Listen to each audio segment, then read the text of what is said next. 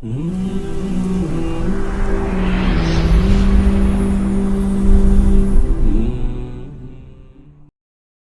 علیکم ورحمۃ اللہ وبرکاتہ۔ الحمد للہ رب العالمین وصلی اللہ وسلم وبارک علی عبدہ ورسولہ محمد وعلی آلہ وصحبہ اجمعین وعلی من تبعہم بإحسان الی یوم الدین، اما بعد۔ حیاکم اللہ ناظرین اکرام، آپ سب کا خیر مقدم ہے۔ ہمارے اس کورس میں اللہ کے نبی علیہ الصلوۃ والسلام کی وہ سنتیں جنہیں ہم نے بھلا دیا ہے، ہماری گفتگو جاری ہے۔ پچھلے درس میں ہم نے جانا تھا چند سنتوں کے بارے میں۔ ان میں سے ہم نے جانا کہ مسافر جیسے اپنے شہر میں پہنچے 2 رکعت سنت مسجد میں ادا کرے، اسی طرح ہم نے استخارے کی سنت اس سے متعلق بھی جانا کہ ہر معاملے میں استخارہ کرنا چاہیے، بالخصوص جہاں تردد ہو وہاں پر استخارہ کرنا چاہیے۔ وہیں پر ہم نے اس سنت کو بھی جانا کہ ہم اللہ کے نبی علیہ الصلوۃ والسلام کی سنت کے مطابق سحری کرنے میں جلدی کرے، تاخیر کرے، اور افطاری کرنے میں جلدی کرے۔ اس کے علاوہ بھی دیگر سنتیں ہم نے جانی تھی۔ ناظرین، آج کے اس درس میں بھی ہم اللہ کے نبی علیہ الصلوۃ والسلام کی ان سنتوں کو جانیں گے جن سنتوں کو ہم نے بھلا دیا ہے یا جس کا اہتمام ہمارے یہاں کم پایا جاتا ہے۔ آج کے اس درس میں سب سے پہلی جو سنت مجھے آپ کے سامنے بیان کرنی ہے وہ یہ ہے کہ مسلمان کا مسلمان پر حق یہ ہے کہ جب وہ ملاقات کرے تو وہ سلام کرے، اپنے مسلمان بھائی کو سلام کرے۔ اس سلام کی سنت تو ہم سب جانتے ہیں، لیکن وہ چیز جو ہم سے چھوٹی ہوئی ہے وہ یہ ہے کہ سلام کی سنت ہر مسلمان کا حق ہے۔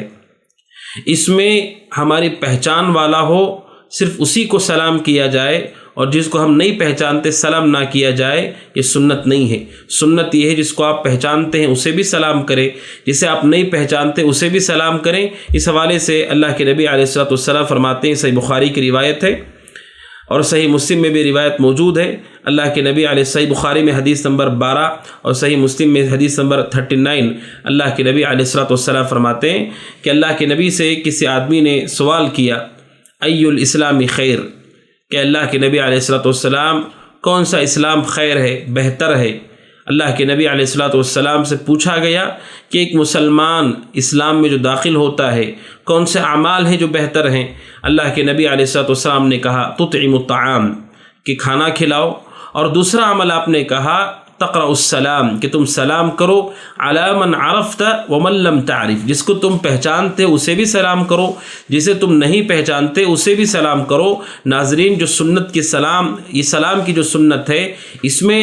یہ سنت ہم نے چھوڑ دی ہے۔ جسے ہم نہیں پہچانتے اس کے سلام کرنے میں ہم پہل نہیں کرتے، اہتمام نہیں کرتے، جبکہ اللہ کے نبی علیہ الصلوۃ والسلام نے کہا کہ تم سلام کرو اس کو جس کو تم پہچانتے ہو، اور اس کو بھی جس کو تم نہیں پہچانتے۔ اور احادیث میں جو اللہ کے نبی علیہ الصلوۃ والسلام نے کہا مسلمان کا مسلمان پر حق ہے، وہاں پر آپ نے یہ نہیں بتایا کہ تمہاری پہچان کا مسلمان، رشتہ دار مسلمان، قریبی مسلمان، پڑوسی مسلمان۔ آپ نے یہ کہا جو مسلمان ہے اس کا حق ہے دوسرے مسلمان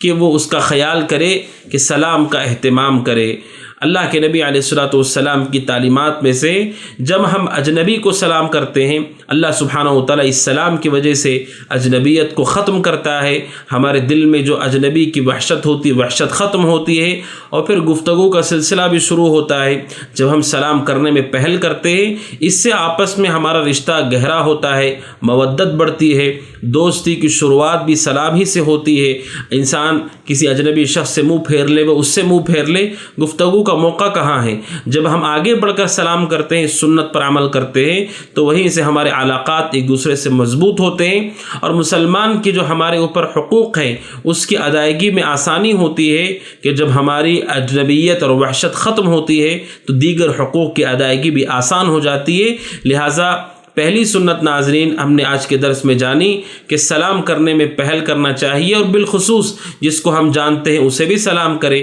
اور جسے نہیں جانتے اسے بھی آگے بڑھ کر سلام کریں۔ اس کے بعد ناظرین سنتوں میں سے ایک سنت وہ جسے ہم نے بھلا دیا ہے، جس کا اہتمام ہم نے کم کر دیا ہے، وہ یہ ہے کہ مقدس اور پاکیزہ اچھے کاموں کے لیے سیدھے ہاتھ کا استعمال، اور پاکی صفائی کے لیے گندگی نجاست کو دور کرنے کے لیے بائیں ہاتھ کا استعمال، یہ سنت ہے اللہ کے نبی علیہ الصلوۃ والسلام کی کہ ہم محترم جگہوں پر محترم کاموں کے لیے سیدھے ہاتھ کا استعمال کریں، اور اسی طریقے سے جوتا پہنتے ہوئے سیدھے پیر کا استعمال کریں، اور جب جوتا ہم نکالیں تو بائیں پیر کو مقدم کریں۔ یہ اللہ کے نبی علیہ الصلوۃ والسلام کی وہ سنت ہے جس کا اہتمام ہم نے کم کر دیا۔ اللہ کے نبی علیہ الصلوۃ والسلام پسند کرتے تھے سیدھے جانب سے شروع کرنے کو، سیدھے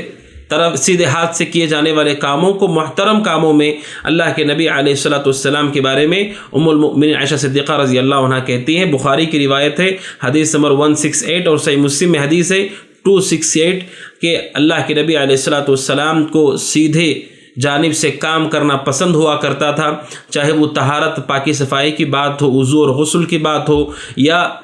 کنگھی کرنے کی بات ہو، یا جوتے پہننے کی بات ہو۔ اللہ کے نبی علیہ الصلوۃ والسلام سیدھے سے شروع کیا کرتے تھے۔ اللہ کے نبی علیہ الصلوۃ والسلام کا یہ عمل رہا، اور قولی طور پر بھی اللہ کے نبی نے اس کی تعلیم دی ہے کہ ہم جوتا پہنتے ہوئے سیدھے پیر کو مقدم کریں، نکالتے ہوئے بائیں پیر کو مقدم کریں۔ یہ اللہ کے نبی علیہ الصلوۃ والسلام کی تعلیمات میں سے ہے۔ اسی طرح ہم وضو کریں یا لباس ہم پہنے تو سیدھے جانب سے شروع کریں۔ اس حوالے سے ابو ہریرہ رضی اللہ تعالیٰ عنہ کی روایت ہے، وہ روایت ابو داؤد کے اندر حدیث نمبر 4141 حدیث، حضرت ابو ہریرہ رضی اللہ عنہ کہتے ہیں اللہ کے نبی نے فرمایا علیہ الصلوۃ والسلام، اذا لبستم واذا توضأتم فابدؤوا بأيمانكم، جب تم لباس پہنو یا وضو کرو تو سیدھے جانب سے شروع کرو۔ یہ اللہ کے نبی علیہ الصلوۃ والسلام کی تعلیمات میں سے، اور اسی وجہ سے بخاری اور مسلم میں حدیث ہے، حدیث نمبر 5856، اور صحیح مسلم کی حدیث ہے 2097، اللہ کے نبی نے فرمایا علیہ الصلوۃ والسلام، اذا انتعل احدکم فلیبدأ بالیمنی، جب تم میں سے کوئی جوتا پہنے تو سیدھے پیر کو مقدم کرتے ہوئے سیدھے پیر میں سب سے پہلے پہنے، اور جب نکالے تو پھر مقدم کرے اپنے بائیں پیر کو، اور بائیں پیر سے پہلے نکالے۔ یہ اللہ کے نبی علیہ الصلوۃ والسلام کی سنت ہے۔ ناظرین، وضو کی بات ہو، غسل کی بات ہو، کنگھی کرنے کی بات ہو، جوتے پہننے کی بات ہو،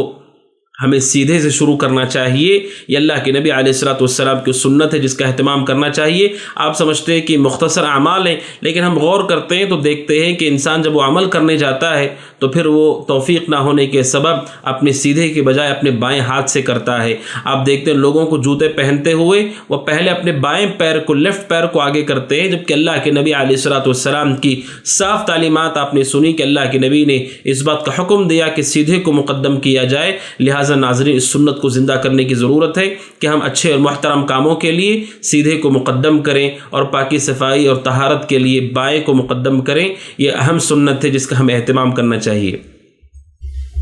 اسی طرح ناظرین، ایک سنتوں میں سے ایک سنت یہ بھی ہے جسے ہم نے بھلا رکھا ہے کہ کوئی آدمی سونے کے لیے بستر پر جاتا ہے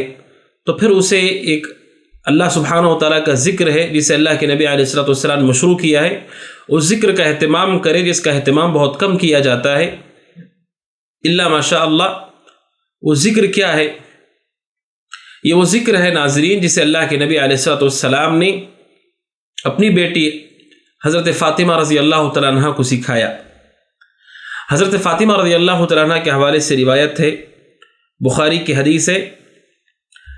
حضرت عائشہ صدیقہ حضرت فاطمہ رضی اللہ تعالیٰ عنہ اللہ کے نبی علیہ الصلوۃ والسلام کے گھر آئیں۔ صحیح بخاری کی حدیث ہے 5362، صحیح مسلم کی حدیث ہے 2727۔ آ کر انہوں نے گھر کے کاموں میں جو مشقت ہے اس کے حوالے سے شکایت کی، اور ان کا مطالبہ تھا کہ کوئی خادم، خدمت کرنے والا مل جائے گھر میں تو بہت اچھا ہوتا۔ حضرت عائشہ صدیقہ رضی اللہ تعالیٰ عنہ سے انہوں نے بات بیان کی، اس لیے کہ جب وہ گھر آئیں تو اللہ کے نبی وہاں موجود نہیں تھے۔ جب فاطمہ رضی اللہ عنہ چلی گئیں تو اللہ کے نبی علیہ الصلوۃ والسلام گھر آئے۔ حضرت عائشہ صدیقہ نے رضی اللہ تعالیٰ عنہ بتایا کہ فاطمہ رضی اللہ تعالیٰ عنہ آئی تھیں اور انہوں نے شکایت کی، اور گھروں کے کام کرنے کی وجہ سے جو وہ تھک جاتی ہیں اس کا ذکر کیا کہ خادم کی ضرورت ہے جو خدمت کرے، ان کے کاموں میں آسانی ہو جائے۔ تو اللہ کے نبی علیہ الصلوۃ والسلام حضرت فاطمہ کے گھر تشریف لے گئے۔ اللہ کے نبی علیہ الصلوۃ والسلام نے وہاں جا کر حضرت فاطمہ، حضرت علی رضی اللہ تعالیٰ عنہما کو سکھایا۔ اللہ کے نبی نے فرمایا علیہ الصلوۃ والسلام کہ کیا میں تمہیں وہ چیز سکھاؤں جو تمہارے لیے اس سے بھی بہتر ہے، خادم سے بھی بہتر ہے؟ آپ نے کہا کہ تم جب سونے کے لیے جاؤ تو 33 مرتبہ 33 مرتبہ سبحان اللہ کہو، 33 مرتبہ الحمدللہ کہو، 34 मरतबा अल्लाह अकबर कहो। अल्लाह के नबी ने फरमाया अलैहिस्सलातु वस्सलाम, ये तुम्हारे लिए उससे भी बेहतर है, खादिम से भी बेहतर है। इस वजह से अहले इल्म कहते हैं कि जो औरत अपने घर के कामों में मशक्क़त महसूस करती है, अगर वो सोते हुए सुन्नत का ख्याल करे, अल्लाह सुब्हानहू व तआला उसकी मदद करेगा। अल्लाह के नबी ने इस ज़िक्र को खादिम से भी बेहतर करार दिया कि अगर कोई सोते हुए इस ज़िक्र का एहतमाम करने लगे। हज़रत अली रज़ी अल्लाह तआला अन्हु कहते हैं कि उनसे पूछा गया, वो कहते हैं कि मैंने इस ज़िक्र के सुनने के बाद कभी इस ज़िक्र को नहीं छोड़ा। उनसे पूछा गया, क्या सिफ़ीन की रात जो जंग हुई थी, सिफ़ीन की जंग, उस जंग की रात को भी क्या आपने ज़िक्र पढ़ा था? तो हज़रत अली रज़ी अल्लाह अन्हु कहते हैं कि हाँ, सिफ़ीन की जो रात थी उस रात में भी मैंने ज़िक्र का एहतमाम किया, यानी ज़िक्र को मैंने नहीं छोड़ा। इस तरह इस सुन्नत का एहतमाम किया हज़रत अली रज़ी अल्लाह अन्हु ने कि ये हमारे लिए खादिम से बेहतर है। अगर कोई आदमी बिस्तर पर जाए और 33 मरतबा सुबहान अल्लाह, 33 मरतबा अल्हम्दुलिल्लाह और 34 मरतबा अल्लाह अकबर कहे, ये हमारे लिए अल्लाह सुब्हानहू व तआला की तरफ से बहुत बड़ी नेमत है और हमारे लिए आसानी है, मदद है अल्लाह सुब्हानहू व तआला की तरफ से। लिहाजा नाज़रीन, इस सुन्नत की तरफ आने की ज़रूरत है कि सोते हुए जब सोने के लिए बिस्तर पर जाएं तो इस ज़िक्र का एहतमाम करें जो अल्लाह के नबी अलैहिस्सलातु वस्सलाम ने अपनी बेटी फ़ातिमा, अपने दामाद अली बिन अबी तालिब रज़ी अल्लाह तआला अन्हुमा को सिखाया। नाज़रीन, इसी तरह अल्लाह के नबी अलैहिस्सलातु वस्सलाम की सुन्नतों में से एक अहम सुन्नत ये है नाज़रीन, जिसे हमने भुला दिया है, जिसका एहतमाम हमने कम कर दिया है। वो ये है कि अगर कोई आदमी किसी के घर जाए और उसे इजाज़त लेनी हो दाखिल होने के लिए, तो उसे 1 मरतबा, 2 मरतबा और ज़्यादा से ज़्यादा आखिर 3 मरतबा इजाज़त तलब करने की शरीयत ने इजाज़त दी है। अगर 3 मरतबा उसने इजाज़त तलब की, इजाज़त नहीं दी गई, तो फिर वो लौट जाए, दोबारा वहाँ पर इसरार करते हुए ना ठहर जाए। शरीयत इस्लामिया की तालीमात में से हैं। अल्लाह सुब्हानहू व तआला कहता है सूरह नूर आयत नंबर 28 में, वइन क़ील लकुम रुजिऊ फ़रजिऊ, जब तुमसे कहा जाए लौट जाओ तो लौट जाओ। अल्लाह सुब्हानहू व तआला ने हमें तालीम दी है कि लौट जाओ तो लौट जाओ। आदमी का दरवाजे के पास खड़े होकर इसरार करना दाखिल होने के लिए यह सुन्नत नबवी नहीं है और इसमें घर में मौजूद लोगों पर भी मशक्क़त है। 3 मरतबा भी इजाज़त तलब करने पर अगर इजाज़त नहीं दी गई तो फिर हमें लौट जाना चाहिए और उनसे अच्छा गुमान रखना चाहिए कि किसी मशगूलियत, मसरूफ़ियत के सबब वो हमें अंदर आने की इजाज़त ना दे सके। ये अल्लाह के नबी अलैहिस्सलातु वस्सलाम की वो सुन्नत है जिसे हमने तर्क कर दिया है। हमारे यहाँ इसरार पाया जाता है कि आदमी कई मरतबा दरवाज़ा खटखटाता है, इजाज़त तलब करता है और फिर वो उस पर इक्तिफ़ा नहीं करता, बल्कि ऐसी हरकत भी करता है कि बसा औक़ात घर में मौजूद लोग घबरा जाते हैं। इस तरह के कामों से परहेज़ करना चाहिए। सुन्नत क्या है? 3 मरतबा इजाज़त तलब की जाए, अगर इजाज़त मिल जाए तो ठीक, वरना लौट जाना चाहिए। सही मुस्लिम के अंदर तफसील के साथ ये वाक़या मज़कूर है। सही मुस्लिम के अंदर ये अल्फाज मौजूद है। हदीस नंबर 2153 हज़रत अबू सईद खुदरी रज़ी अल्लाह तआला अन्हु इस वाक़े को बयान करते हैं कि अबू मूसा अशअरी रज़ी अल्लाह अन्हु कहते हैं कि अबू मूसा अशअरी रज़ी अल्लाह अन्हु, हम कुछ लोग बैठे हुए थे अंसारी सहाबा एक मजलिस में। अबू मूसा अशअरी रज़ी अल्लाह अन्हु घबरा कर परेशान होकर के आए। जब उनसे पूछा गया तो कहा कि मैंने उमर के घर गया, मैं उमर से मैंने अंदर आने की इजाज़त तलब की 3 मरतबा, जब मुझे इजाज़त नहीं मिली तो मैं लौट गया। उमर बिन ख़त्ताब रज़ी अल्लाह अन्हु ने मुझसे पूछा कि तुम क्यों लौट गए? जब उन्होंने कहा कि मैंने अल्लाह के नबी अलैहिस्सलातु वस्सलाम से सुन रखा है कि कोई आदमी किसी घर जाए 3 मरतबा इजाज़त तलब करे, अगर इजाज़त ना मिले तो लौट जाए। उमर बिन ख़त्ताब रज़ी अल्लाह अन्हु ने कहा, इस पर तुम दलील बताओ कि क्या दलील है इसकी।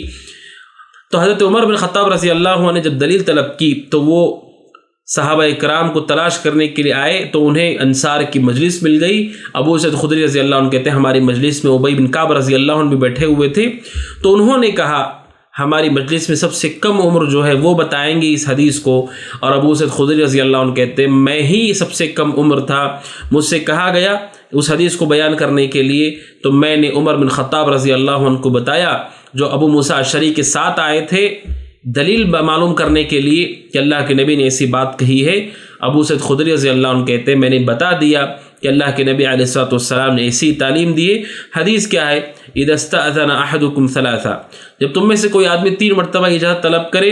फलम युअज़न लह, और उसे इजाज़त नहीं दी गई, फलयरजिअ, उसे चाहिए कि वो लौट जाए। हज़रत उमर बिन ख़त्ताब रज़ी अल्लाह तआला अन्हु ने तस्लीम किया कि हाँ ये सुन्नत मुझ पर मख्फी रह गई, کسی مصروفیت کی وجہ سے، تجارت وغیرہ کی وجہ سے مجھ پر یہ سنت مخفی رہ گئی۔ حضرت عمر بن خطاب رضی اللہ عنہ نے اعتراف کیا، اور حضرت عمر بن خطاب نے جو حضرت ابو موسیٰ سے کہا دلیل پیش کرو، اس کی کیا وجہ تھی؟ امام مالک نے موطا میں سے نقل کیا، حدیث نمبر 1520۔ حضرت عمر بن خطاب رضی اللہ ابو موسیٰ سے کہتے ہیں کہ میں تمہیں متہم نہیں کر رہا ہوں یا تم پر کوئی الزام تراشی میں نہیں کر رہا ہوں، میں نے صرف اس وجہ سے احتیاط کیا کہ کہیں لوگ رسول صلی اللہ علیہ وسلم کے حدیثوں میں اپنی طرف سے کوئی بات داخل کر دیں، اس احتیاط کو بتانے کے لیے میں نے ایسے کیا، ورنہ مجھے تم پر کوئی اتہام نہیں ہے، یہ تمہارے صداقت اور تمہارے سچے ہونے میں کوئی شک و شبہ نہیں ہے۔ عمر بن خطاب رضی اللہ عنہ نے واضح کیا۔ ناظرین، آپ نے سنا یہ سنت رسول ہے علیہ الصلوۃ والسلام کہ کوئی آدمی کسی کے گھر جائے 3 مرتبہ اجازت طلب کرے، اگر اجازت نہیں ملتی لوٹ جائے۔ یہ سنت ہے، اس سنت کو زندہ کرنے اور اپنے گھر والوں کو اور بچوں کو تعلیم دینے کی ضرورت ہے کہ وہ اس کا اہتمام کرے۔ اسی طرح ناظرین، ایک سنت یہ بھی ہے جو ہم سے چھوٹی ہوئی ہے، جسے ہم نے ترک کر رکھا ہے ناظرین، وہ سنت یہ ہے کہ ہم اپنے اوپر خود رقیہ کریں۔ ہم میں سے ہر شخص صحت کے ساتھ بیماری کے ایام بھی دیکھتا ہے، درد کے دنوں کو بھی دیکھتا ہے، اذیت اور تکلیف بھی محسوس کرتا ہے اپنے جسم میں۔ اللہ کے نبی علیہ الصلوۃ والسلام کی سنتوں میں سے ایک سنت یہ ہے کہ مریض اپنے آپ پر خود رقیہ کرے، اس لیے کہ قرآن مجید شفا ہے انسان کے لیے، بیماریوں کے لیے اللہ سبحانہ و تعالی نے قرآن مجید میں شفا رکھی ہے، اور انسان کی بیماری جسمانی بیماری ہو سکتی ہے، شیاطین اور جنات کی طرف سے اذیت اور پریشانی ہو سکتی ہے، اس پریشانی کے لیے قرآن مجید شفا ہے، حل ہے۔ کوئی بھی شیطان، کوئی بھی جن اللہ سبحانہ و تعالیٰ کے کلام کا مقابلہ نہیں کر سکتا۔ اللہ سبحانہ و تعالیٰ کا کلام اس کے شر کو اور اس کی قوت کو باطل کر کے اسے کمزور کر دیتا ہے۔ اللہ سبحانہ و تعالیٰ کے کلام کے ذریعے سے مومن کو اپنے آپ پر رقیہ کرنا چاہیے، دم کرنا چاہیے، اور ان دعاؤں کے ذریعے سے جو اللہ کے نبی علیہ الصلوۃ والسلام سے ثابت ہیں، بالخصوص ان کے ذریعے سے ہم اپنے آپ پر دم کرتے ہیں تو ناظرین یہ ہمارے لیے شفا ہے، اللہ کی طرف سے حفاظت ہے کہ ہم اللہ کی پناہ میں چلے جاتے ہیں۔ یہ اللہ کے نبی کی ایسی سنت ہے جسے ہم نے بھلا رکھا ہے۔ آدمی بیمار ہوتا ہے جسمانی طور پر، وہ علاج کرواتا ہے، لیکن کیا وہ ان دعاؤں، ان اذکار اور اس رقیے کا اہتمام کرتا ہے جو کتاب و سنت میں ہے؟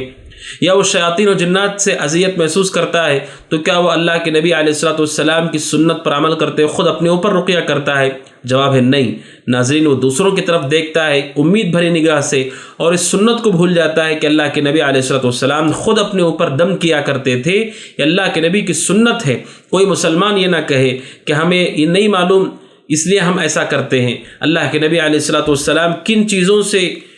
رقیہ دم کر لیا کرتے تھے اپنے اوپر؟ دیکھیے بخاری کی حدیث ہے، عائشہ صدیقہ رضی اللہ تعالیٰ عنہ کہتی ہیں، بخاری میں حدیث نمبر 4728 اور صحیح مسلم میں 2192 حدیث ہے، کہتی ہیں جب اللہ کے نبی علیہ الصلوۃ والسلام بیمار ہوتے تو اللہ کے نبی معوذات کے ذریعے سے، وہ صورتیں جن میں ہم اللہ سبحانہ و تعالیٰ سے پناہ طلب کرتے ہیں، جو صورتیں شروع ہوتی اعوذ سے، اللہ کے نبی علیہ الصلوۃ والسلام معوذات کے ذریعے سے اللہ سبحانہ و تعالیٰ کہ پناہ میں جانے کی جو دعائیں ہمیں سکھائی گئی ہیں، اور معوذات کے ذریعے سے اللہ کے نبی علیہ الصلوۃ والسلام آپ انہیں پڑھا کرتے تھے، اور پڑھ کر کے اللہ کے نبی علیہ الصلوۃ والسلام اپنے اوپر دم کیا کرتے تھے۔ یہ اللہ کے نبی علیہ الصلوۃ والسلام کی سنت ہے۔ عائشہ صدیقہ رضی اللہ تعالیٰ عنہ بیان کرتی ہیں،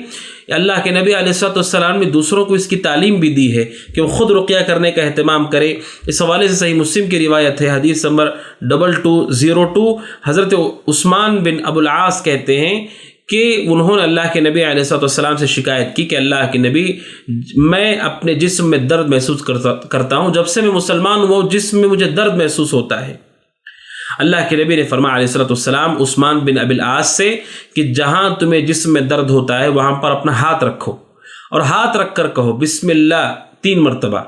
اور کہو 7 مرتبہ اعوذ بعزت اللہ وقدرتہ من شر ما اجد واحاذر۔ آپ نے کہا کہ 3 مرتبہ بسم اللہ اور 7 مرتبہ یہ کہو اعوذ بعزت اللہ وقدرتہ من شر ما اجد واحاذر۔ اللہ کے نبی علیہ الصلوۃ والسلام نے یہ تعلیم دی انہیں یہ روایت صحیح مسلم میں ہے۔ سنن ترمذی میں یہ اضافہ موجود ہے، حدیث نمبر 2080 کہتے ہیں حضرت عثمان بن ابی العاص کہتے ہیں جب میں نے اس سنت پر عمل، اس حدیث پر عمل کیا، اس بات پر عمل کیا اور میں نے اپنی درد والی جگہ پہ ہاتھ رکھ کر ہی پڑھا، کہتے ہیں اللہ سبحانہ و تعالیٰ نے اس درد کو ختم کر دیا جو میں اپنے جسم میں پایا کرتا تھا، اور کہتے ہیں کہ میں مسلسل اپنے گھر والوں کو اس بات کا حکم دیتا ہوں، دوسروں کو بھی اس بات کی تعلیم دیتا ہوں کہ جسم میں انہیں درد ہے تو اس دعا کا اہتمام کرے۔ ناظرین، اپنے آپ پر رقیہ کرنا یہ اللہ کے نبی علیہ الصلوۃ والسلام کی سنت ہے، لہٰذا اس سنت سے ہم غافل نہ ہوں۔ پریشانی جسم میں اذیت ہے، درد ہے، تکلیف ہے،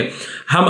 علاج کراتے ہیں اور کرانا چاہیے۔ شریعت کی تعلیمات میں سے آدمی علاج کروائے، قرآن مجید بھی ایک علاج ہے، اس علاج سے بھی سبحان اللہ ہمارے لیے اتنا فائدہ ہے۔ حضرت عثمان بن ابی العاص رضی اللہ عنہ آپ نے سنا، وہ کہتے ہیں کہ جب میں نے اللہ کے نبی کی اس بات پر عمل کی، اللہ نے اس درد کو ختم کر دیا، اور وہ لوگوں کو مسلسل اپنی زندگی میں اس کی تعلیم دیتے رہے۔ لہٰذا ناظرین، ہمیں اس کا اہتمام کرنا چاہیے کہ ہم اپنے اوپر خود دم کریں۔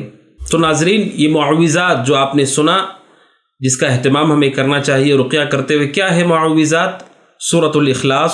سورۃ الفلق اور سورۃ الناس۔ ان صورتوں کے ذریعے سے ہم اللہ سبحانہ و تعالیٰ کی پناہ میں آ جاتے ہیں، اللہ سبحانہ و تعالیٰ کی حفظ و امان میں آ جاتے ہیں۔ اللہ کے نبی علیہ الصلوۃ والسلام خود بھی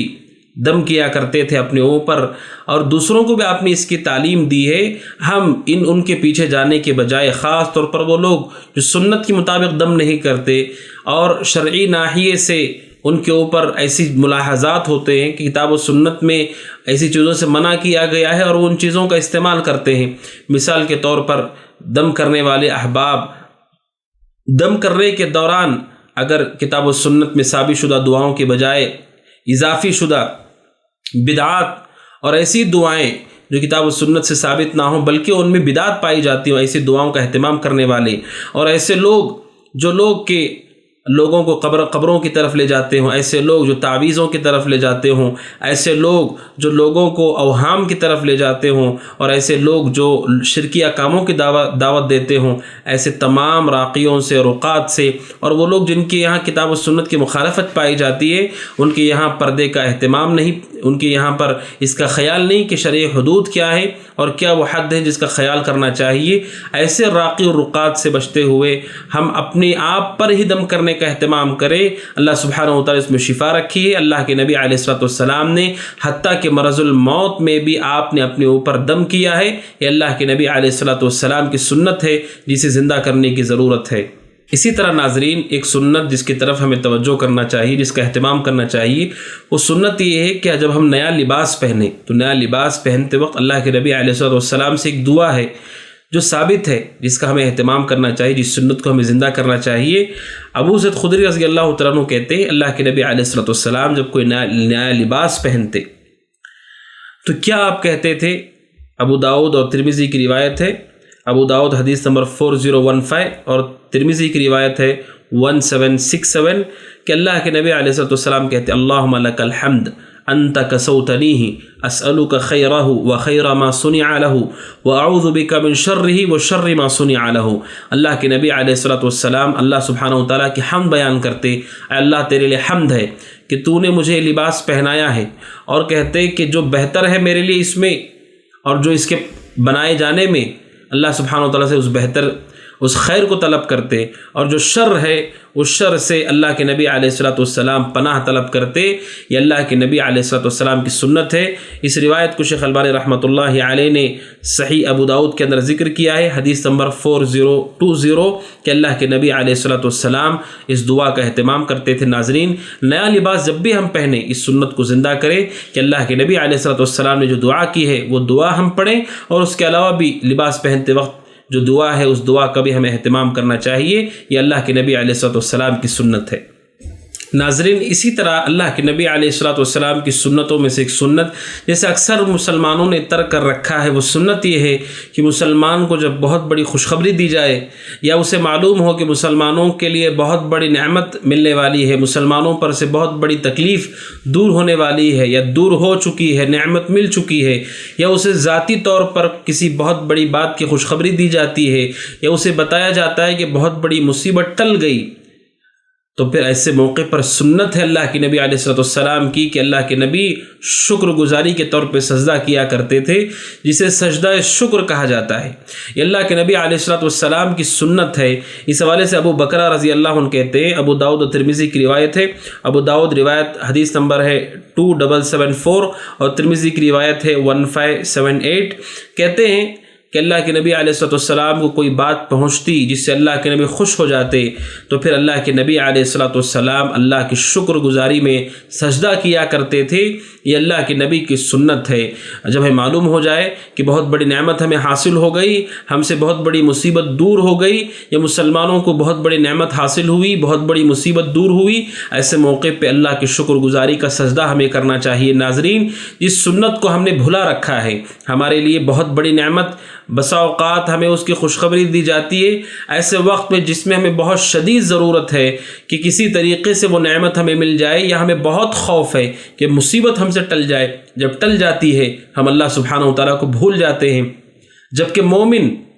اللہ کو جس طرح پریشانی میں یاد رکھتا ہے، اسی طریقے سے وہ خوشحالی میں بھی اسے یاد رکھتا ہے۔ مومن کی ذمہ داری ہے اللہ کے نبی علیہ السلام کی سنت کی پیروی کرے، سنت کو زندہ کرے۔ اللہ کے نبی علیہ السلام اس کا اہتمام کرتے تھے۔ اس حوالے سے حضرت کعب بن مالک رضی اللہ عنہ کی بھی روایت ہے بخاری کے اندر کہ ان کا جو واقعہ ہے، صحیح بخاری میں حدیث نمبر 4418 اور صحیح مسلم میں 2769 حدیث ہے۔ کعب بن مالک رضی اللہ عنہ جو غزوہ تبوک سے پیچھے رہ گئے تھے، اور پھر ان کے لیے یہ معاملہ طے کیا گیا اللہ کے نبی علیہ السلام کی طرف سے کہ وہ لوگوں سے ان کی گفتگو اور بول چال بند رہے گی۔ انہوں نے کئی دن پریشانی میں اور کئی دن صبر میں گزارے۔ کہتے ہیں حضرت کعب بن مالک رضی اللہ تعالیٰ عنہ کہ میں نے کسی پکارنے والے کو پکارتے ہوئے سنا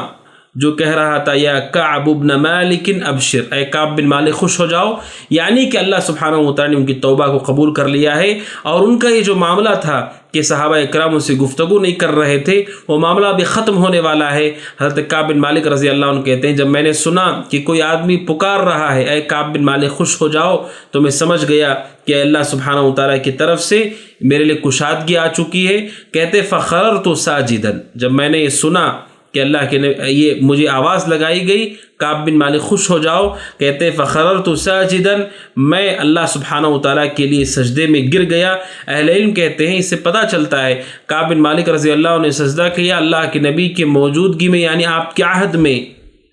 تو پھر یہ چیز ثابت اور مشروع ہے کہ انسان کو بہت بڑی مصیبت اللہ سبحانہ و تعالیٰ دور کر دیتا ہے یا بہت بڑی خوشخبری اسے ملتی ہے، تو اسے اللہ سبحانہ و تعالیٰ کے لیے شکر کا سجدہ ادا کرنا چاہیے۔ یہ اللہ سبحانہ و تعالیٰ کی نعمت کا اعتراف ہے، اس کے لیے شکر گزاری کا ایک عملی نمونہ ہے کہ ہم اللہ سبحانہ و تعالیٰ کا شکر ادا کرتے ہیں سجدہ کرتے ہوئے، جو کہ خضوع اور خشوع کی آخری شکل ہے کہ انسان اس سے آگے بڑھ کر کوئی اور ایسی شکل نہیں جس میں وہ یہ ظاہر کر سکتا ہو کہ وہ اللہ سبحانہ و تعالیٰ کے لیے کس قدر اپنے آپ کو عاجز اور ذلیل کر سکتا ہے۔ سجدہ اس کی آخری شکل ہے کہ انسان اپنے ہاتھ اور اپنے گھٹنے اور اپنی پیشانی اور ناک کو زمین پر رکھ دیتا ہے۔ یہ عمل اللہ کے نبی علیہ السلام کی سنت ہے کہ اللہ کے نبی علیہ السلام اس کا اہتمام کرتے تھے۔ ناظرین، لہٰذا اس سنت کو زندہ کرے، شکر کے سجدے کا اہتمام کرے۔ سوال یہ ہے کہ نعمتیں اللہ کی مسلسل ہم پر آ رہی ہیں،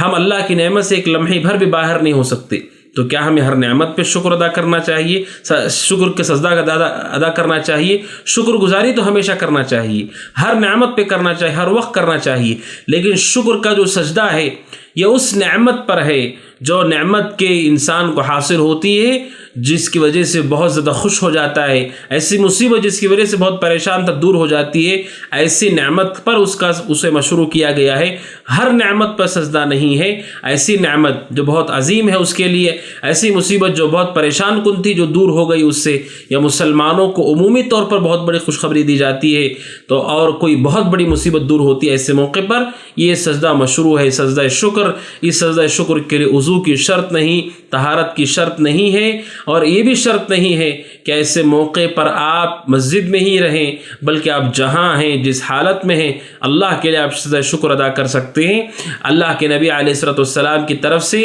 حتیٰ کہ قبلے کی بھی شرط نہیں رکھی گئی ہے، آپ جہاں ہیں جس حالت میں ہیں اللہ کے لیے آپ شکر ادا کر سکتے ہیں۔ یہ اللہ کے نبی علیہ الصلوۃ والسلام سے ثابت شدہ سجدہ ہے جسے سجدہ شکر کہا جاتا ہے۔ ناظرین، اس سنت کو ہمیں زندہ کرنے کی ضرورت ہے۔ اسی طرح ناظرین، اللہ کے نبی علیہ الصلوۃ والسلام کی ایسی سنت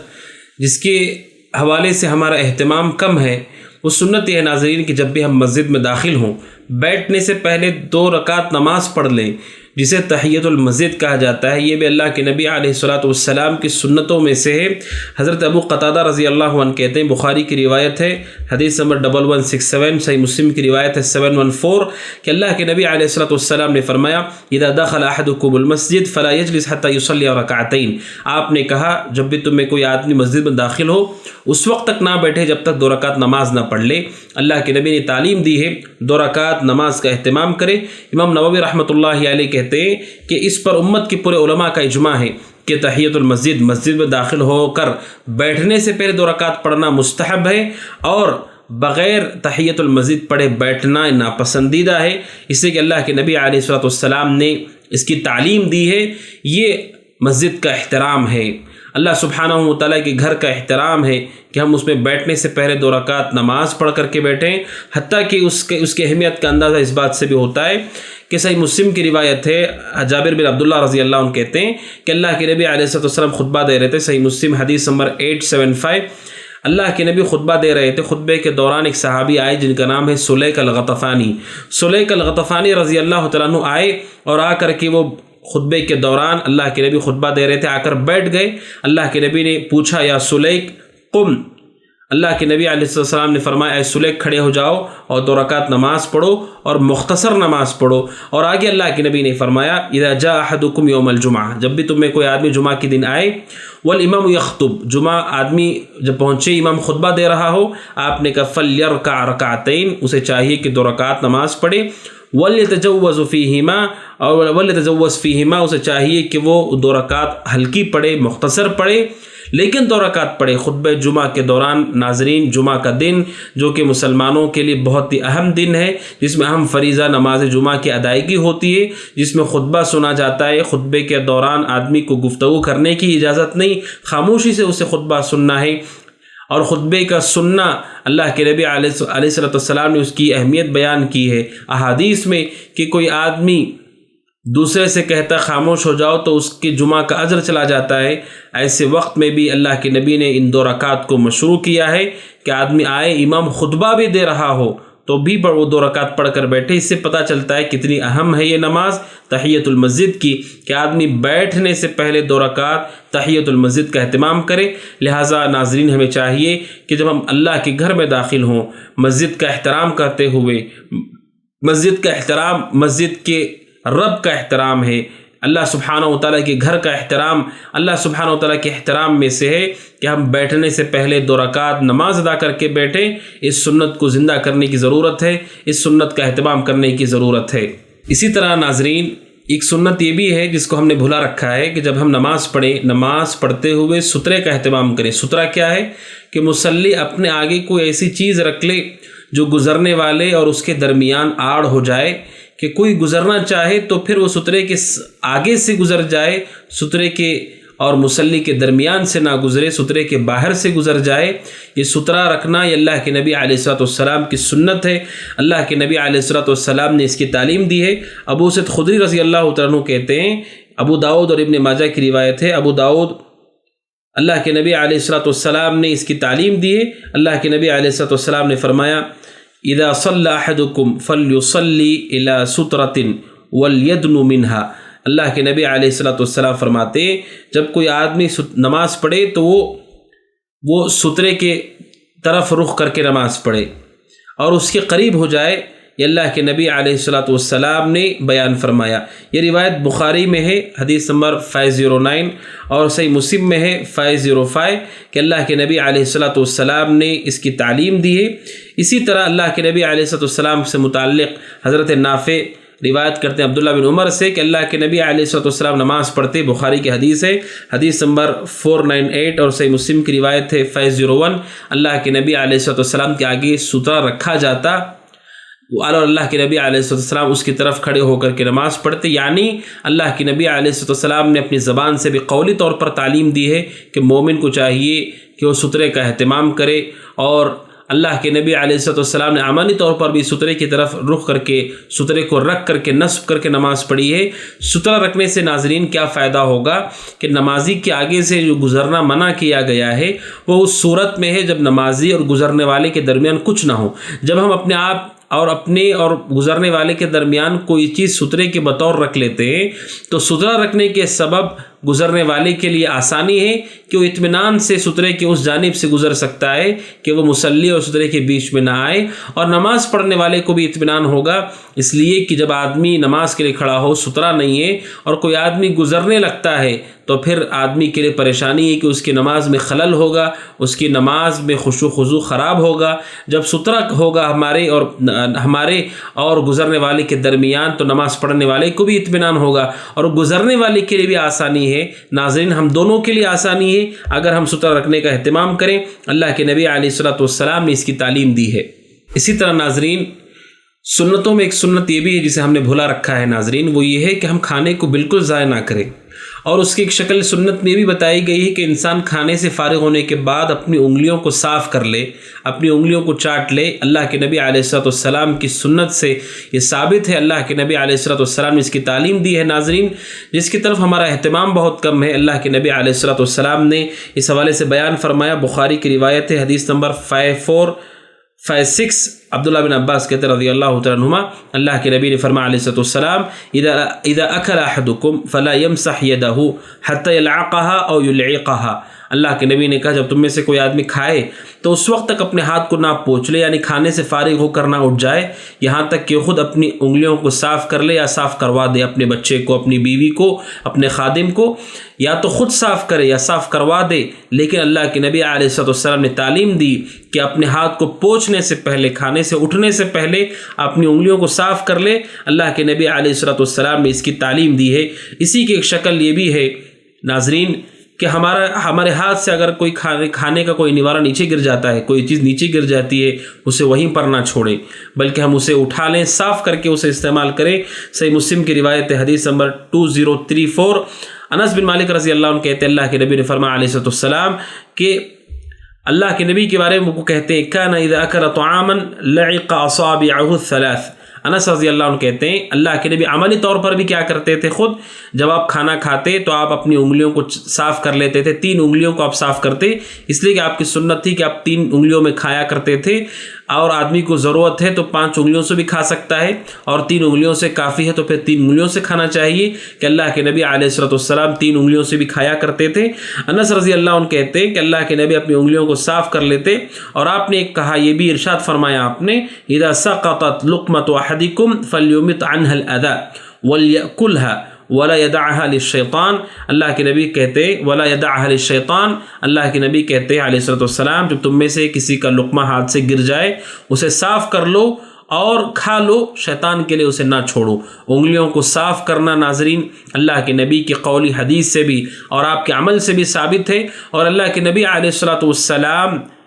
نے یہ بھی تعلیم دی کہ نوالا اگر نیچے گر جاتا ہے تو اسے وہاں نہ چھوڑا جائے، اس سنت کو زندہ کرنے کی ضرورت ہے۔ ہم کراہت محسوس کرتے ہیں، یہ اللہ کے نبی کی سنت ہے، اس سے کراہت نہیں محسوس کرنا چاہیے، یہ شریعت کی تعلیمات ہے، یہ ہماری تہذیب ہے۔ آپ دوسروں کو دیکھتے ہیں کہ اپنی تہذیب پر وہ پورے اطمینان اور منشرح الصدر ہو کر عمل کرتے ہیں، پھر اللہ کے نبی کی سنت پر ہم عمل کیوں نہ کریں؟ آپ کے جیب سے 10 روپے بھی گر جاتے ہوں، آپ اسے وہیں پر نہیں چھوڑتے، اٹھا لیتے ہیں، اگرچہ کہ اٹھاتے ہوئے لوگ آپ کو دیکھیں آپ اس کو حیا نہیں کرتے، آپ کہتے ہیں کہ میں اٹھا رہا ہوں، اگرچہ کہ کہیں گندی جگہ پر کوئی چیز گر جائے آپ اسے اٹھا لیتے ہیں، کیونکہ آپ کے پاس اس کی قدر ہے، اس نعمت کی قدر ہے۔ اسی طرح کھانا بھی اللہ کی نعمت ہے، آپ اسی کھانے میں آپ کے ہاتھ میں انگلیوں میں دانے لگے ہوئے ہوں، کوئی کھانے کی چیز لگی ہوئی ہو، آپ اسے دھل دیں اور وہ نالیوں میں بہنے لگے، اللہ کی نعمت ہے کھانا بھی۔ جس طرح دوسری چیزوں کو آپ اللہ کی نعمت سمجھ کر اس کے اہتمام کرتے ہیں، اسے ضائع نہیں کرتے، کھانے کو بھی ضائع نہیں کرنا چاہیے اور اس سنت کو زندہ کرنا چاہیے۔ ہاں،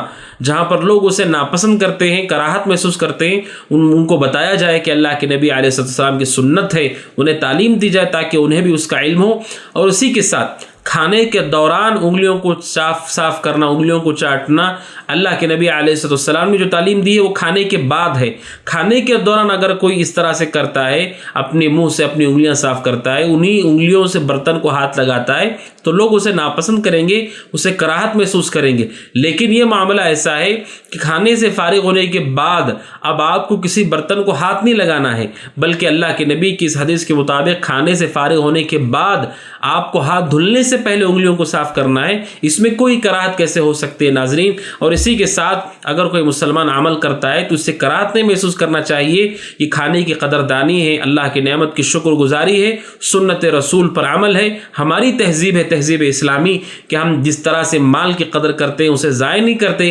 پانی کی بھی قدر کرتے ہیں، نہر کے پاس بھی ہو، سمندر کے پاس بھی ہو تو ضائع نہیں کرتے۔ اسی طرح ہم کھانے کی بھی قدر کرتے ہیں، کھانے کو ہم ضائع نہیں کرتے اگرچہ کہ انگلیوں پر لگا ہوا ہو۔ اور اس وجہ سے بھی ناظرین کہ اللہ کھانے میں برکت اتارتا ہے، ہمیں نہیں معلوم برکت کا حصہ کھانے میں کس حصے میں ہے، ہو سکتا ہے وہ انہی دانوں میں ہو جو آپ کی انگلیوں پر لگے ہوئے ہوں۔ اس وجہ سے اس میں اللہ سبحانہ و تعالیٰ کی طرف سے اتاری جانے والی برکت کی بھی قدردانی ہے کہ ہم اس کا اہتمام کرتے ہیں۔ لہٰذا اس سنت کو زندہ کرنے کی ضرورت ہے ناظرین کہ کھانے سے فارغ ہونے کے بعد ہاتھ دھلنے سے پہلے، پوچھنے سے پہلے انگلیوں کو صاف کر لیں، اور لقمہ نیچے گر جاتا ہے تو اسے ضائع نہ کریں، پاک اور صاف کر لیں، کھانے کے قابل ہو تو اسے کھا لینا چاہیے۔ یہ اللہ کے نبی علیہ السلام کی سنت میں سے ہے۔ اسی طرح ناظرین اللہ کے نبی علیہ السلام کی سنت میں سے بھی ہے جس کی طرف ہمارا اہتمام کم ہے۔ مسلمانوں کو آپ دیکھتے ہیں کہ آپ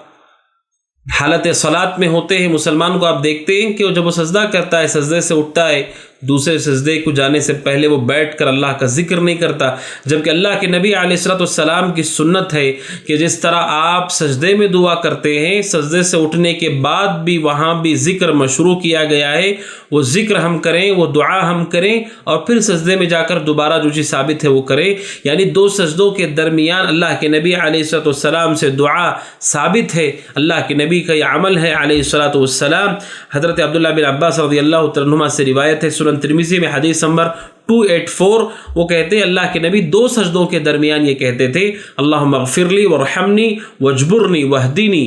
ورزقنی۔ اللہ کے نبی علیہ السلام یہ دعا پڑھا کرتے تھے دو سجدوں کے درمیان، یہ اللہ کے نبی علیہ السلام کی سنت ہے۔ بلکہ سنن نسائی کے اندر ایک اور روایت ہے، 1145 حدیث ہے، حذیفہ رضی اللہ عنہ کہتے ہیں اللہ کے نبی علیہ السلام دو سجدوں کے درمیان کہتے رب اغفر لی رب اغفر لی۔ یہ اللہ کے نبی علیہ السلام کی سنت ہے کہ جس طرح سجدے میں آپ دعا کرتے ہیں، دو سجدوں کے درمیان بھی دعا ثابت ہے، صحیح حدیث میں وارد ہے۔ لہٰذا اس سنت کو زندہ کرنے کی ضرورت ہے، اپنی نماز کو اللہ کے نبی علیہ السلام کے طریقے پر ہم ادا کریں، اور دو سجدوں کے درمیان اس ذکر کا اہتمام کریں جو ذکر کہ اللہ کے نبی علیہ السلام سے ثابت ہے۔ اسی طرح ناظرین ایک سنت جسے ہم نے بھلا دیا ہے، آپ مسلمان کو دیکھتے ہیں مختلف مساجد میں کہ جب مغرب کی نماز کے لیے اذان دی جاتی ہے اور اقامت فوراً کھڑی ہو جائے، لوگ اقامت دیتے ہیں، فوراً نماز کھڑی ہو جاتی ہے، جبکہ اللہ کے نبی علیہ السلام سے یہ ثابت ہے آپ کی سنت سے کہ مغرب کی اذان اور اقامت کے درمیان 2 رکعت مشروع ہیں، یہ اللہ کے نبی علیہ السلام کی سنت سے ثابت ہے، مگر اس کا اہتمام ہم نہیں دیکھتے۔ لہٰذا ناظرین اس سنت کو زندہ کرنے کی ضرورت ہے۔ اذان مغرب اور اقامت کے درمیان 2 رکعت نماز مشروع ہے۔ اس حوالے سے متعدد روایتیں ہیں۔ پہلی روایت وہ ہے اللہ کے نبی علیہ السلام سے متعلق کہ حضرت عبداللہ مزنی کہتے ہیں اللہ کے نبی نے فرمایا علیہ السلام صلو قبل صلاۃ المغرب، آپ نے کہا مغرب کی نماز سے پہلے نماز پڑھو۔ دوسری مرتبہ کہا، تیسری مرتبہ یعنی تین مرتبہ آپ نے کہا مغرب کی نماز سے پہلے نماز پڑھو،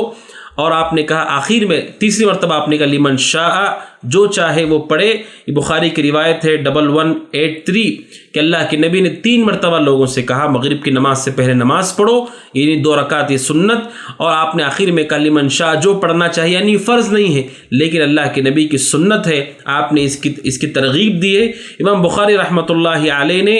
اس پر باب قائم کیا ہے۔ باب کیا ہے؟ باب الصلاۃ قبل المغرب، باب اس مسئلے کے بیان میں کہ نماز مغرب سے پہلے نماز ہے، نماز مغرب سے پہلے بھی نماز ہے، یعنی 2 رکعت سنتیں۔ اس حوالے سے امام بخاری رحمہ اللہ نے باب باندھا ہے۔ اور ابو داؤد کی روایت ہے،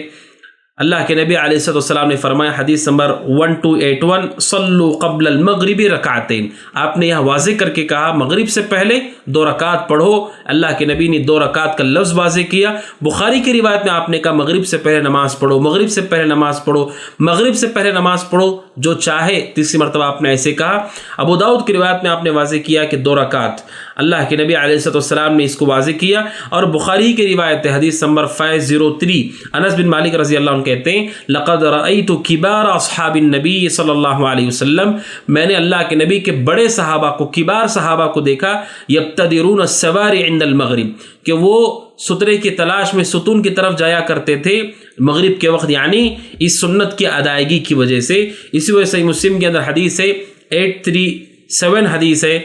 انس بن مالک رضی اللہ عنہ کہتے ہیں، کننا بالمدینہ فاذا اذن المؤذن لصلاة المغرب ابتدروا السواری فیرکعون رکعتین، کہتے ہیں انس بن مالک رضی اللہ عنہ، مدینہ میں صحابہ اکرام مغرب کے وقت جب مؤذن اذان دیتا تو وہ لپکتے تھے ستون کی طرف، ستون کی طرف وہ لپکتے تھے تاکہ وہ سترا ہو جائے، وہاں پر نماز پڑھیں۔ انس بن مالک کہتے ہیں 2 رکعت نماز پڑھتے، یہاں تک کہ ان الرجل الغریب لا يدخل المسجد، کوئی اجنبی آدمی مسجد میں داخل ہوتا تو فیحسب ان الصلاۃ قد صلیت، تو اتنے سارے صحابہ کو نماز پڑھتے ہوئے دیکھ کر اسے لگتا کہ نماز ختم ہو چکی ہے، یعنی اتنا اہتمام ہوتا تھا۔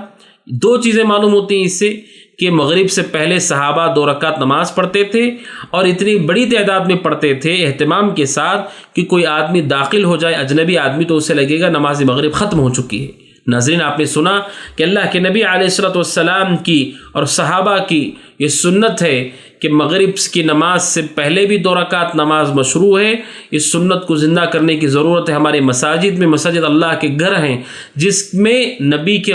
طریقے کے مطابق عبادت ہونی ہے، اللہ کے گھر کا ہم احترام کریں، لیکن اللہ کے نبی علیہ السلام کے طریقے عبادت کو اختیار نہ کریں تو یہ انصاف کی بات نہیں۔ اللہ کے نبی کے زمانے میں آپ نے تعلیم دی، صحابہ اس کا اہتمام کرتے رہے، تو کیوں ہم نے اس سنت کو چھوڑ دیا کہ ہم نماز مغرب کے لیے کھڑے ہو جاتے ہیں فوراً اذان کے بعد، جبکہ اللہ کے نبی نے 3 مرتبہ کہا مغرب سے پہلے نماز پڑھو۔ اللہ کے نبی کا 3 مرتبہ یہ کہنا بتاتا ہے کہ کتنا اہم ہے، اور یہ بھی بتاتا ہے کہ یہ فرض نہیں، لیکن صحابہ کرام اس کا اہتمام کیا کرتے تھے۔ اس سنت کو بھی زندہ کرنے کی ضرورت ہے ناظرین، کہ نماز مغرب کی قیام سے پہلے 2 رکعت نماز ہم پڑھ لیا کریں۔ یہ سنت اللہ کے نبی علیہ السلام سے ثابت ہے، بخاری کی، مسلم کی اور ابو داؤد کی روایتیں آپ نے سنی، اللہ کے نبی کی یہ سنت ہے۔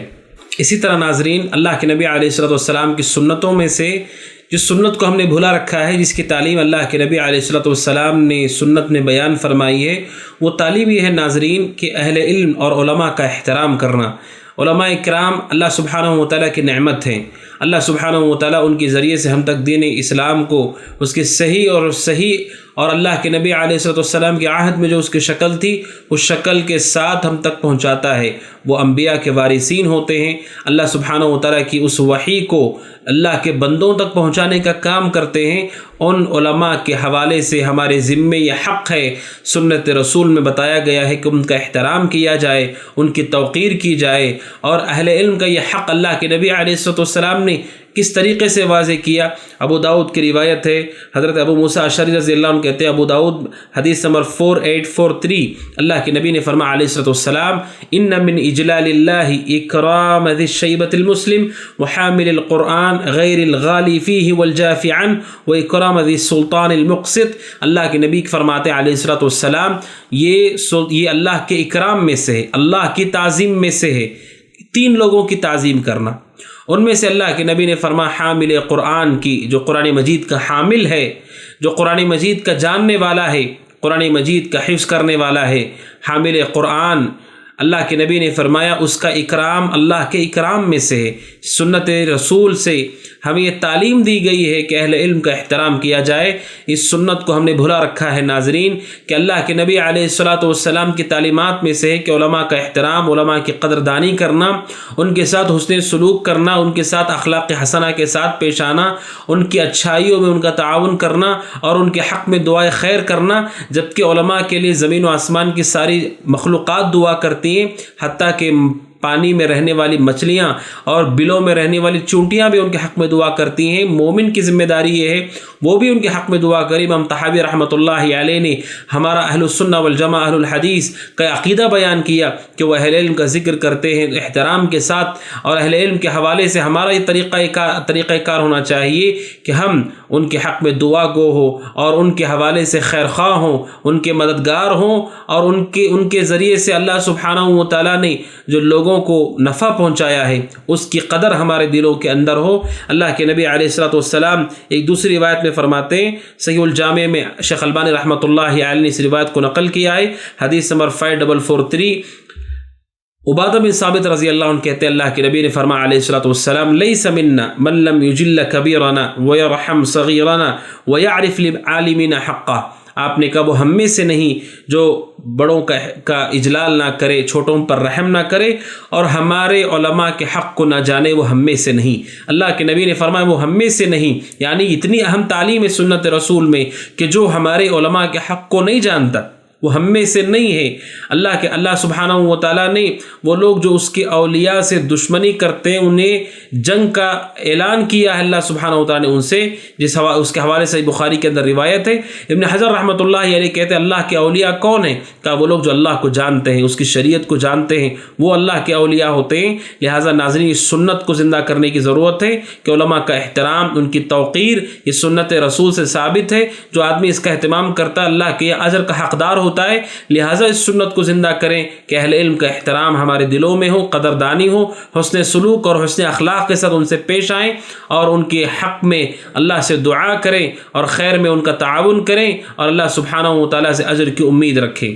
اس لیے امام طحاوی رحمۃ اللہ علیہ کا یہ جملہ ہم سب کو اپنے ذہنوں میں رکھنا چاہیے۔ امام طحاوی رحمۃ اللہ علیہ کہتے ہیں ومن ذکرہم بسوء فہو علی غیر السبیل، جو آدمی ان کا برا تذکرہ کرتا ہو وہ سبیل پر نہیں، یعنی اللہ سبحانہ و تعالیٰ کے اس راستے پر نہیں ہے، صراط مستقیم جسے ہم کہتے ہیں، صحیح اور سلف صالحین کا نہج جسے ہم کہتے ہیں، واضح روشن راستہ جسے ہم کہتے ہیں۔ امام طحاوی کہتے ہیں جو علماء کا برا تذکرہ کرتا ہو وہ صحیح راستے پر نہیں ہے، وہ صحیح راستے سے بھٹک چکا ہے۔ علماء کی بے احترامی سماج میں لوگوں کو علماء سے دور کرتی ہے، لہٰذا لوگ جب علماء سے دور ہوں گے تو علم سے بھی دور ہوں گے اور جہالت میں زندگی گزر بسر کریں گے، اور علماء کا اٹھا لیا جانا، علم کا اٹھا لیا جانا ہے، اور علماء کا احترام حقیقت میں شرعی علم کے نشر و اشاعت میں ہمارا تعاون ہے۔ علماء کے ساتھ ہمارا جڑنا اپنے عقیدے، اپنے ایمان کی حفاظت ہے۔ علماء اکرام کا ساتھ دینا یہ اللہ سبحانہ و تعالیٰ کی طرف سے ہمارے لیے مددگار ہے، یہ کہ ہم اللہ سبحانہ و تعالیٰ کی بصیرت پر عبادت کر سکتے ہیں، دلیل کی روشنی میں عبادت کر سکتے ہیں۔ لہٰذا علماء کا احترام کرنا، ان کی توقیر، یہ اللہ کے نبی علیہ الصلاۃ والسلام کی سنت میں سے ہے۔ اسی طرح ناظرین اور ایک عمل ہے جس کے حوالے سے اللہ کے نبی علیہ الصلوۃ والسلام نے سنت میں بیان فرمایا ہے، جو عمل کہ ہمارے زندگی کے لیے بہت ہی مفید ہے، ہمارے رشتوں کے لیے بہت ہی مفید ہے۔ اس سنت کو اگر ہم جان لیں ناظرین تو ہماری زندگیوں میں سعادت اور خوشی کی لہر دوڑ پڑے گی۔ وہ یہ ہے کہ اللہ کے نبی علیہ الصلوۃ والسلام نے ایک دوسرے کو ہدیہ دینے کی تعلیم دی ہے۔ اللہ کے نبی نے فرمایا، امام بخاری رحمۃ اللہ علیہ نے الادب المفرد میں سے نقل کیا حدیث نمبر 594 کہ اللہ کے نبی نے فرمایا علیہ الصلوۃ والسلام ایک دوسرے کو ہدیے دو، ایک دوسرے کو تحفے دو، تحابو، اس کے ذریعے سے تمہارے آپس میں محبت پیدا ہو جائے گی۔ امام البانی رحمۃ اللہ علیہ نے الارواء میں اس کو نقل کیا ہے۔ اللہ کے نبی علیہ الصلوۃ والسلام نے ایک دوسرے کو ہدیہ دینے میں آپ نے کہا اس سے آپس میں محبت پیدا ہوگی، ہمارے درمیان جو رنجش ہے، آپس میں کینہ کپٹ ہے، بغض و عداوت ہے، اسے دور کرنے کا ایک اچھا ذریعہ ناظرین اگر ہم اس سنت، اس حدیث پہ عمل کرتے ہیں تو ناظرین اس کے ذریعے سے اللہ سبحانہ و تعالیٰ اس دشمنی کو بھی ختم کرے گا اور محبت بھی پیدا ہوگی۔ اس وجہ سے اہل علم کہتے ہیں کہ ہدیہ چھوٹا ہی صحیح اگر بطور ہدیہ دیا جاتا ہے، اس پر اللہ سبحانہ و تعالیٰ سامنے والے کے دل میں محبت کو پیدا کرتا ہے۔ شیخ عثیمین رحمۃ اللہ علیہ نے یہاں تک کہا، کہتے ہیں اللہ سبحانہ و تعالیٰ انسان جب ہدیہ دیتا ہے اللہ سبحانہ و تعالیٰ اسے ثواب عطا کرتا ہے، اس لیے کہ یہ بھی احسان ہے اور اللہ سبحانہ و تعالیٰ احسان کرنے والوں کو پسند کرتا ہے۔ اور شیخ عثیمین آگے کہتے ہیں کہ یہ جو ہدیہ دینا ہے اس سے آپس میں الفت و محبت پیدا ہوتی ہے، اور کہتے ہیں جو بھی چیز مسلمانوں میں الفت اور محبت پیدا کرنے والی ہو وہ شریعت میں مطلوب ہے، شریعت میں ایسی چیزیں مطلوب ہیں۔ اور کہتے ہیں شیخ عثیمین رحمۃ اللہ علیہ وقد تکون احیانا افضل من الصدقہ، کہتے ہیں بسا اوقات یہ صدقے سے بھی افضل ہو جاتی ہے، ایک چیز کہ ہم ایک دوسرے کو ہدیہ دیں، کہتے ہیں وقت تکون صدقۃ افضل منھا، بسا اوقات صدقہ اس سے افضل ہوگا، لیکن بسا اوقات ایسے حالات آتے ہیں کہ وہاں پر آدمی ہدیہ دیتا ہے وہ صدقے سے افضل ہو جاتا ہے کہ اس کے ذریعے سے اللہ سبحانہ و تعالیٰ عداوت کو ختم کرتا ہے، آپس میں محبت پیدا کرتا ہے۔ ناظرین، اس سنت کو زندہ کرنے کی ضرورت ہے۔ ہمارا کوئی بھی رشتہ ہو، بیوی شوہر کا رشتہ ہو، ماں باپ اولاد کے ساتھ ان کا رشتہ ہو، بھائی بہنوں کا آپس میں رشتہ ہو، دیگر ہمارے رشتے ہوں، مسلمان کے مسلمان سے رشتے ہوں، ایک دوسرے کو ہدیہ دیں، اللہ سبحانہ و تعالیٰ اس کے ذریعے سے ہمارے آپسی مسائل کو حل کرے گا۔ اور حدیث نبویہ میں ضمانت دی گئی ہے اللہ سبحانہ و تعالیٰ اس سنت کے سبب آپس میں محبت کو پیدا فرمائے گا۔ اس لیے امام ابن عبد البر رحمۃ اللہ علیہ بیان فرماتے ہیں اللہ کے نبی علیہ الصلوۃ والسلام سے متعلق التمہید میں اپنی کتاب، کہتے ہیں اللہ کے نبی صلی اللہ علیہ وسلم کے بارے میں کہ کان رسول اللہ صلی اللہ علیہ وسلم یقبل الہدیہ، اللہ کے نبی خود تحفے کو قبول کرتے تھے، آپ پر صدقہ تو حرام تھا، آپ صدقہ قبول نہیں کرتے لیکن ہدیہ قبول کرتے تھے۔ وندب امتہ الیہ، آپ نے ہدیہ قبول بھی کیا ہے اور آپ نے امت کی رہنمائی بھی کی ہے، امت کو ترغیب بھی دی ہے اس عمل کے لیے۔ وفیہ الاسوۃ الحسنہ، اور اللہ کے نبی علیہ السلام کی ذات میں ہمارے لیے حسنہ، ہمارے لیے اسوہ حسنہ ہے، بہترین نمونہ ہے۔ اور ابن عبد البر کہتے ہیں من فضل الہدیہ، ہدیے کی فضیلت مع اتباع السنہ، سنت کی اتباع کے علاوہ، یعنی آپ جب ہدیہ دیتے ہیں تو آپ نے سنت کی اتباع تو کی، ساتھ میں مزید ابن عبد البر کہتے ہیں فائدہ ہوتا ہے انہا تورث المودہ، کہ اس کی وجہ سے آپس میں محبت بڑھتی ہے، وتذہب العداوہ، اس کے ذریعے سے اللہ عداوت کو ختم کرتا ہے۔ لہٰذا ناظرین، ہمیں ایک دوسرے کو ہدیہ دینے کی کوشش کرنے اور اس کی طرف آگے بڑھنے کی فکر کرنا چاہیے۔ ہدیہ چھوٹا ہی صحیح، ایک دوسرے کو ہدیہ دینے، تحفہ دینے کی ہم عادت ڈالیں، اس کے ذریعے سے بہت فوائد ہیں، دنیاوی بھی فائدہ ہے اور اخروی بھی فائدہ ہے۔ اسی طرح ناظرین، آج کے اس درس میں آخری سنت جس کے حوالے سے مجھے آپ کے سامنے گفتگو کرنی ہے، وہ سنت یہ ہے ناظرین کہ شعبان کا مہینہ جو رمضان سے پہلے آنے والا مہینہ ہے، اس کے حوالے سے ایک ایسی سنت ہے جس سے اکثر لوگ غافل ہو جاتے ہیں، بلکہ خود اللہ کے نبی علیہ الصلوۃ والسلام نے اس کی صراحت کی ہے کہ لوگ ان دنوں میں غافل ہو جاتے ہیں، اور وہ غفلت کے لیے اللہ کے نبی علیہ الصلوۃ والسلام نے بیان فرمایا کہ اللہ کے نبی ایک عمل کرتے تھے، اہتمام کرتے ہیں، وہ عمل ہے کہ اللہ کے نبی شعبان کے روزے رکھا کرتے تھے۔ شعبان کے روزے اللہ کے نبی علیہ الصلوۃ والسلام کا ایسا عمل ہے، ایسی سنت ہے جو لوگوں پر مخفی ہے، لوگ اسے نہیں جانتے، یہ جانتے ہیں تو اس کا اہتمام بہت زیادہ نہیں کہ رمضان کے پہلے والے، اس سے پہلے جو مہینہ آتا ہے شعبان، اس میں اللہ کے نبی علیہ الصلوۃ والسلام روزے رکھنے کا اہتمام کیا کرتے تھے، اور آپ کہتے کہ یہ وہ مہینہ ہے کہ جس میں لوگ غافل ہو جاتے ہیں۔ کیا روایت ہے؟ صحیح سنن نسائی کی روایت ہے، 2221 حدیث ہے،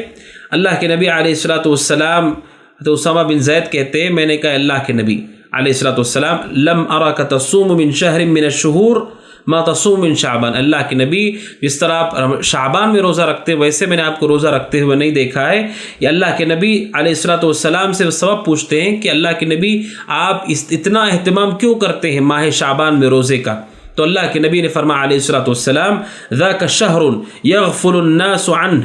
یہ وہ مہینہ ہے جس میں لوگ غافل ہو جاتے ہیں، بین رجب و رمضان، رجب اور رمضان کے بیچ میں مہینہ آتا ہے، لوگ اس سے غافل ہو جاتے ہیں۔ وَهُوَ شَهْرٌ تُرْفَعُ فِيهِ الْأَعْمَالِ، یہ وہ مہینہ ہے جس میں اعمال اللہ سبحانہ و تعالیٰ کے یہاں بلند کیے جاتے ہیں، اعمال نامے پیش کیے جاتے ہیں اللہ کے یہاں۔ فَأُحِبُّ أَن يُرْفَعَ عَمَلِي وَأَنَا صَائِمٌ، لہٰذا مجھے پسند ہے کہ میرا عمل اللہ کے سامنے اس حال میں پیش کیا جائے کہ میں روزے سے رہوں۔ اس حدیث میں ناظرین آپ نے سنا کہ اللہ کے نبی علیہ الصلوۃ والسلام نے واضح کیا کہ اس مہینے میں لوگ غفلت کا شکار ہوتے ہیں، اور آپ کی سنت یہ ہے کہ اس مہینے میں جب لوگ غفلت کا شکار ہوتے ہیں ہمیں روزے رکھنا چاہیے۔ اللہ کے نبی علیہ الصلوۃ والسلام اس کا اہتمام کرتے تھے۔ اس حوالے سے روایت موجود ہے ابو داؤد کے اندر حدیث نمبر 2336 ام سلمہ رضی اللہ تعالیٰ عنہ سے کہ اللہ کے نبی علیہ الصلوۃ والسلام شعبان کا روزہ رکھا کرتے تھے. یہ اللہ کے نبی علیہ الصلوۃ والسلام سے ثابت ہے. یہاں پر اور ایک مسئلہ ہے ناظرین، وہ یہ ہے کہ اللہ کے نبی سے علیہ الصلوۃ والسلام شعبان کے حوالے سے ایک اور روایت موجود ہے. وہ روایت ابو داؤد کی ہے، حدیث نمبر 3237. ابو ہریرہ رضی اللہ عنہ کہتے ہیں اللہ کے نبی نے فرمایا علیہ الصلوۃ والسلام اذا انتصف شعبان فلا تصوموا، جب شعبان آدھا ہو جائے یعنی 15 شعبان تو پھر اس کے بعد روزے مت رکھو. اللہ کے نبی نے اس حدیث سے منع کیا کہ 15 شعبان کے بعد روزے مت رکھو. اور آپ نے سنا سنن نسائی کی اس روایت میں کہ اللہ کے نبی خود روزہ رکھا کرتے تھے شعبان کی کثرت کے ساتھ، اور ام سلمہ کی روایت میں بھی ہے کہ اللہ کے نبی روزہ کا اہتمام کیا کرتے. پھر اس حدیث میں منع کیا گیا. کیا معنی ہے اس کا؟ اس کا معنی یہ ہے، اہل علم نے دونوں حدیثوں کو جمع کر کے بتایا، اگر کوئی 15 شعبان سے پہلے سے رکھتا ہوا آ رہا ہے تو 15 شعبان کے بعد بھی رکھ سکتا ہے، لیکن 15 شعبان تک کسی نے نہیں رکھا تو 15 شعبان کے ہو جانے کے بعد قصداً بعد میں اگر کوئی روزہ رکھتا ہے تو ہم اس سے کہیں گے کہ اللہ کے نبی علیہ السلام نے اس سے منع کیا ہے. اگر کوئی پہلے سے رکھتا آ رہا ہے تو اسے وہ جاری رکھ سکتا ہے، جس طرح اللہ کے نبی علیہ السلام کثرت سے اس مہینے میں روزہ رکھتے تھے، لیکن کسی نے نہیں شروع کیا تو پھر اسے رک جانا چاہیے. 15 شعبان کے بعد مستقل نئے سے روزہ رکھنے کا اہتمام کرنے سے رک جانا چاہیے. اگر کوئی 15 شعبان کے بعد بھی رکھنا چاہتا ہے پھر اسے چاہیے 15 شعبان سے پہلے روزے کو شروع کر دے. ناظرین، تو یہ سنت ہے اللہ کے نبی علیہ السلام کی جسے زندہ کرنے کی ضرورت ہے کہ رمضان سے پہلے والے مہینے میں بھی یہ سنت ہے اللہ کے نبی کی، آپ روزہ رکھا کرتے تھے. ناظرین، آج کی اس ملاقات میں یہ چند باتیں ہم نے آپ کے سامنے رکھی، مختلف سنتیں جنہیں ہم نے بھلا دیا ہے، چھوڑ دیا ہے، اہتمام کم کر دیا ہے. اللہ سبحانہ و تعالیٰ سے دعا ہے کہ جو کچھ ہم نے سنا ہے سنتیں، ان پر عمل کرنے کی ہمیں توفیق عطا فرمائے اور سنت رسول کے مطابق زندگی گزارنے کی توفیق عطا فرمائے. انشاءاللہ اگلے درس میں ملاقات ہوگی. ھذا وصلی اللہ وسلم علی نبینا محمد وعلی آلہ وصحبہ اجمعین. السلام علیکم ورحمۃ اللہ وبرکاتہ.